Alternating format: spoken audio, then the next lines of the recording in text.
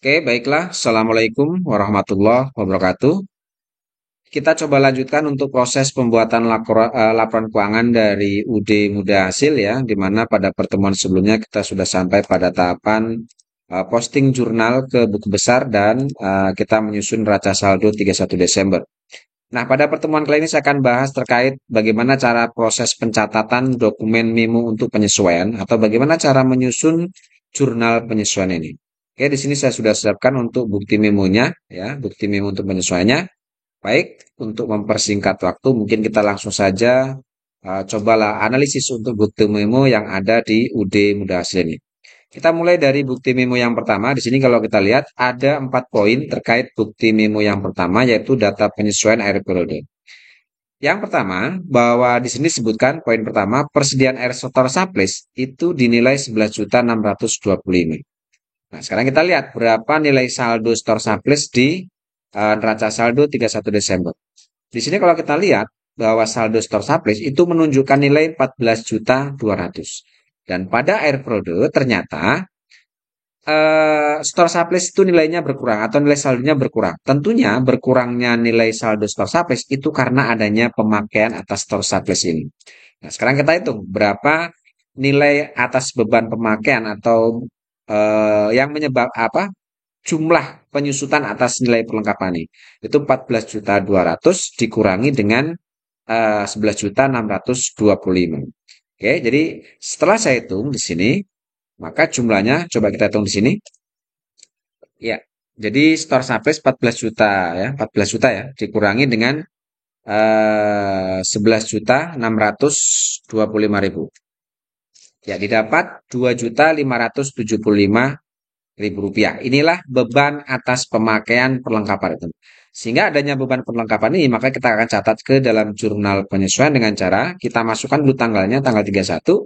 Jurnalnya adalah untuk mencatat adanya beban pemakaian atas perlengkapan itu adalah store surplus expense pada store surplus. Kode akunnya silakan disesuaikan dengan yang ada di kode akun. Jumlahnya sendiri ini sesuai dengan yang kita hitung tadi bahwa saldo store surplus dikurangi dengan taksiran air periode itu adalah 2.575.000 rupiah. Kita masukkan di sisi debit dan sisi kredit. Ya, seperti ini. Itu jurnal yang pertama. Oke, kita masuk ke jurnal yang kedua atau poin yang kedua bahwa beban sewa toko Desember itu 1 juta.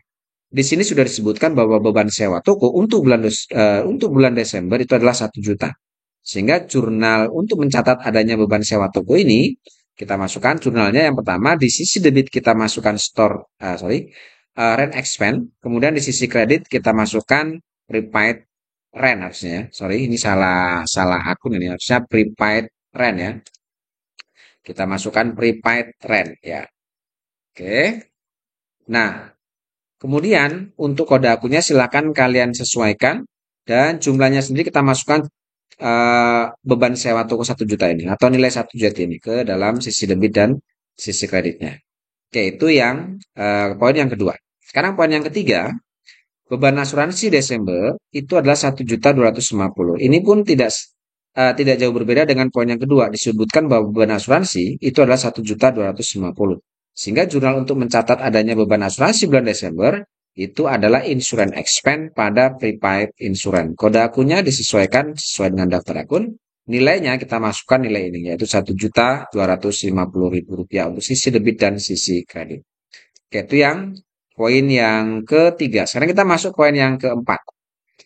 Nah, untuk poin keempat, taksiran kerugian piutang itu 2,5% dari saldo per 31 Desember. Jadi, beban kerugian piutang itu ditaksir itu sebesar 2,5% dari saldo per 31 Desember. Artinya dari saldo piutang. Sekarang kita masuk ke saldo piutang. Kita lihat di daftar saldo bahwa kita coba akan hitung berapa nilai taksiran kerugian piutang sebesar 2,5% dari piutang ini. Atau dari 530.220. Kita hitung di sini. Oke. 2,5% itu dikalikan dengan saldo piutang ini. Didapat nilainya adalah 13.255.500. Itu adalah beban kerugian atau taksiran kerugian piutang dagang kita sebesar 2,5%. Nah, sekarang kita lihat saldo cadangan kerugian piutang atau allowance for debt full debt Di sini ternyata hanya 9.200.000. Sedangkan ditaksir kerugian piutang adalah 13.255.500. Sehingga di saldo cadangan kurang untuk mengcover kerugian ini. Area pencatatan beban kerugian piutang yang masuk ke saldo cadangan itu kurang. Nah, kalau kita lihat di sini kurangnya adalah taksiran kerugian piutang ini dikurangi dengan cadangan kerugian piutang. Ada kekurangan sekitar 4.055.500. Ini kekurangan atas beban kerugian piutang yang mestinya harus masuk ke saldo cadangan ini. Nah, sekarang kita coba akan catat ke dalam jurnal untuk mencatat adanya beban kerugian piutang. Di sini jurnalnya adalah bad debt expense pada allowance for debt full debt. Masing-masing kode akun disesuaikan. Nilainya tadi adalah 4.055.500. Kita masukkan ke sini. Ya. Oke, itu poin yang keempat. Sekarang kita masuk poin yang kedua. Bukti memo yang kedua. Di sini kalau kita lihat ada dua poin di sini.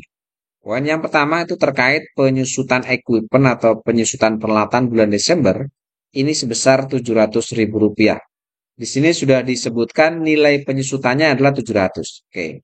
Jurnal untuk mencatat adanya beban penyusutan atas peralatan. Di sini kita masukkan dulu tanggalnya, tanggal 31. Jurnal yang pertama adalah beban penyusutan sendiri itu adalah kita gunakan depreciation expense di sisi kredit, equipment, akum debt. Saldonya itu adalah kita ambil dari sini. Atau nilainya, nilai penyusutan kita ambil dari dokumen yaitu Rp700.000. Kita masukkan di sisi debit dan sisi kredit. Oke, seperti itu. Poin yang kedua, gaji bulan Desember itu sebesar Rp3.550.000. Ini ternyata akan dibayar tanggal 2. Artinya Desember, gaji yang harus dibayar bulan Desember ternyata akan dibayar bulan depan. Nah, penundaan atas pembayaran gaji karyawan yang mestinya dilakukan di bulan Desember dan akan dilakukan bulan Januari, otomatis akan memunculkan namanya hutang gaji. Sehingga jurnal untuk mencatat poin yang kedua ini, yaitu wages and salaries pada expense payable atau utang biaya. Kita masukkan kode akun, sesuaikan nilainya di sini untuk utang gajinya adalah Rp3.550.000 untuk sisi debit dan sisi kreditnya. Oke, itu yang poin dokumen nomor 11 atau bukti memo yang kedua. Sekarang kita masuk ke bukti memo yang terakhir. Ya, di sini ada dua poin juga. Poin yang pertama disebutkan bahwa oleh karena pencatatan PPN income dan PPN outcome itu sesuai dengan faktur pajak standar, maka kedua akun tersebut itu akan segera ditutup saldonya dipindahkan ke PPN payable. Oke, intinya poin yang pertama ini atau nomor 7 ini kita disuruh menutup saldo PPN outcome dan PPN income. Namanya menutup saldo berarti saldonya disuruh membalik. Kita lihat sekarang saldo untuk PPN outcome dan PPN income. Nah, di sini dilihat bahwa untuk PPN outcome itu saldonya ada di sisi sebelah kredit. Karena saldonya disuruh ditutup, maka nanti saat kita mencatat ini ke dalam jurnal penyesuaian, ini kita letakkan di sisi sebelah debit, sedangkan PPN income yang di sini saldonya ada di debit, maka akan kita catat di sisi sebelah kredit. Nah, selisih kedua saldo ini nanti akan kita masukkan ke PPN payable atau akun PPN payable. Sekarang kita masukkan di sini jurnalnya. Kita masukkan tanggal 31. Yang pertama, PPN outcome di sisi debit, PPN income, dan PPN payable kita masukkan di sisi sebelah kredit. Oke, kita masukkan kodenya.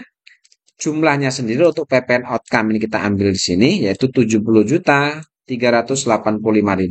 Kita masukkan ke sini di sisi debit. Lalu kita masukkan PPN income-nya 45.860. Kita masukkan ke sini di sisi kredit. Nah, selisih keduanya ini 70.385.000 dikurangi 45.860, maka hasilnya kita masukkan di sisi sebelah kredit untuk akun PPN payable. Oke, seperti itu. Itu jurnal yang poin pertama. Sekarang kita masuk poin yang kedua. Kita disuruh menghitung pajak penghasilan badan dengan ketentuan tarif terbaru yaitu sebesar 0,5% dari peredaran bruto. Nah, untuk mengetahui berapa nilai peredaran bruto ini, kita fokus di sini masukkan neraca saldo. Kita lihat untuk akun pendapatan yaitu akun kode 4. Pendapatan bruto itu adalah akumulasi dari akun kode 4 ini. Kalau kita lihat kode 4 itu hanya ada dua akun yang ada saldonya, yaitu sales dan freight collected. Maka untuk mendapatkan berapa nilai pendapatan bruto kita, maka kita jumlahkan saja sales ini ditambahkan dengan freight collected. Kemudian jumlah bruto ini kita kalikan 0,5%. Kita hitung 0,5% itu dikali dengan peredaran bruto ini. Maka didapat 7.682.620. Nah, nilai inilah PPh kita yang akan kita catat ke dalam jurnal. Nah, jurnal untuk mencatat adanya nilai PPh ini, maka jurnalnya adalah di sisi debit kita gunakan income tax expense sesuai dengan permintaannya. Catat ke dalam income tax expense dan income tax payable. Berarti jurnalnya adalah income tax expense pada income tax payable. Kode akunnya disesuaikan. Lalu kemudian jumlahnya itu kita ambil dari jumlah perhitungan persentase 0,5 tadi dari bruto ini. Yaitu 7.682.625. Seperti ini. Oke, selesai. Tidak ada lagi. Sehingga di sini kita selesai untuk menyusun jurnal penyesuaian. Kalau sudah, kalian tinggal total saja atau jumlahkan sisi debit dan sisi kreditnya. Setelah dijumlahkan, nilainya debit dan kredit adalah Rp91.198.125. Nah, selesai untuk proses penyusunan jurnal penyesuaian. Oke, setelah ini baru kita buat rekapitulasi. Seperti biasa, rekapitulasi ini akan kita gunakan mengelompokkan akun-akun yang muncul di sisi debit dengan menggunakan kode akunnya dan akun-akun yang muncul di sisi sebelah kredit juga berdasarkan kode akun. Kalau kita lihat kode akun yang muncul di sisi sebelah debit itu adalah berarti yang ini kode akunnya atau nama akunnya ya seperti ini. Saya akan coba tandai kode akunnya untuk mempermudah kalian menyusun ya saldo-saldo yang ada di sisi sebelah debit. Nah, setelah kalian tahu akun-akun yang muncul di sisi sebelah debit, silakan akun-akun ini kalian masukkan ke sisi debit di rekapitulasi. Kita masukkan ke kolom nomor akun, tetapi kalian urutkan nomornya.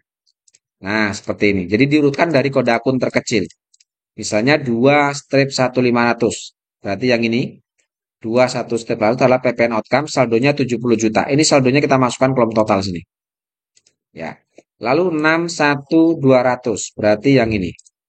Kita lihat saldonya 2.575. Kita masukkan ke sini. Lalu 6.1.300. Berarti yang ini itu bad debt expense 4.055.500. Kita masukkan ke sini. Dan seterusnya. Kalian masukkan. Lalu kemudian yang di sisi kredit berarti yang kode akun warna hitam ini. Silakan kalian masukkan semua di sisi sebelah kredit di kolom akun number ini. Kan kalian urutkan dari kode akun terkecil sampai dengan kode akun terbesar. Lalu kalian ambil nilai saldonya. Kita masukkan ke kolom total ini. Ya. Ya, jadi seperti itu. Dan apabila ada kode akun yang muncul lebih dari satu kali, maka cukup kalian masukkan satu kali kode akunnya. Tetapi untuk kolom totalnya kalian jumlahkan. Seperti itu ya. Kalau sudah kalian jumlahkan sisi debit dan sisi kreditnya. Sehingga kalau kalian jumlahkan maka hasilnya harus sama dengan yang ada di jurnal ini. Oke, seperti itu cara membuat atau menyusun jurnal penyesuaian sekaligus menyusun rekapitulasi dari jurnal itu. Saya rasa ini yang bisa saya sampaikan untuk pertemuan kali ini. Selanjutnya kita akan bahas terkait bagaimana cara menyusun neraca lajur ya dan laporan keuangan yang lain. Terima kasih. Assalamualaikum warahmatullahi wabarakatuh.